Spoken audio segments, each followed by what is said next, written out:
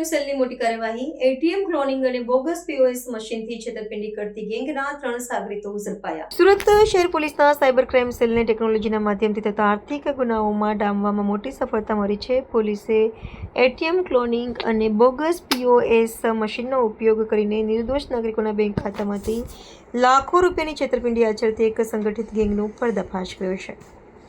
આ ગંભીર ગુનાના સંદર્ભમાં પોલીસે સઘન તપાસ અને ટેકનિકલ સર્વેલન્સના આધારે ગેંગના 3 મુખ્ય સાગરીતોને ધરપકડ કરી કાયદેસરની કાર્યવાહી હાથ ધરી છે. ઝડપાયેલા આરોપીઓની ગુનાહિત કાર્યપદ્ધતિ અત્યંત આધુનિક અને ચોંકાવનારી હતી. આ શખ્સો સૌપ્રથમ નકલી દસ્તાવેજો ઊભા કરીને તેના આધારે વિવિધ બેંકો પાસેથી ગેરકાયદેસર રીતે સ્વાઇપિંગ માટેના પીઓએસ મશીનો મેળવી લેતા હતા.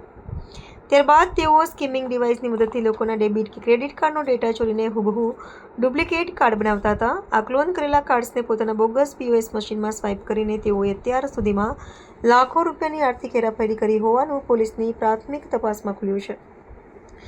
સાયબર ક્રાઇમ સેલ દ્વારા હાલમાં 3 આરોપીઓના રિમાન્ડ મેળવવાની તજવીજ હાથ ધરવામાં આવી છે, જેથી આ મસમોટા કૌભાંડના મૂળ સુધી પહોંચી શકાય.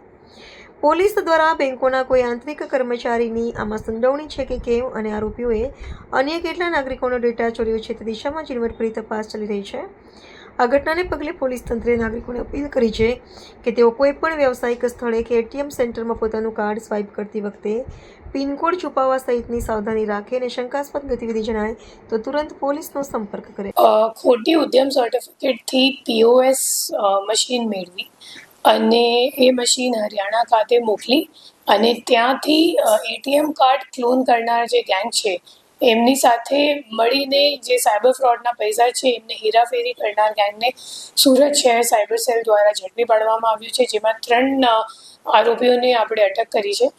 એમાં જે પહેલો આરોપી છે એમનું નામ મંથન કુકડિયા કરીને છે, એ સ્ટુડન્ટ છે અને 19 વર્ષનો છોકરો છે અને એમના નામ ઉપર એક પીઓએસ ચાલતો હતો અને જે પીઓએસની ઉદ્યમ સર્ટિફિકેટ છે એ ફોર્જ છે અને જે ખરેખર જેની ઉદ્યમ સર્ટિફિકેટ રજિસ્ટ્રેશન જેના નામ ઉપર દુકાન છે તો એ મૂળ રહેવાસી પાંડેસરાનું છે અને એના નામ ઉપર મંથને ખોટી રીતે પીઓએસ મેળવીને પછી જે પીઓએસ મશીન હતી એ ઉદય જે બીજો આરોપી છે ઉદય ધડુક એમને આપતો હતો અને ઉદય ધડુક પછી પીઓએસ મશીન કોરિયર મારફતે હરિયાણા ખાતે જીંદ જિલ્લામાં એક નાસ્તા ફરતા આરોપીને મોકલતો હતો.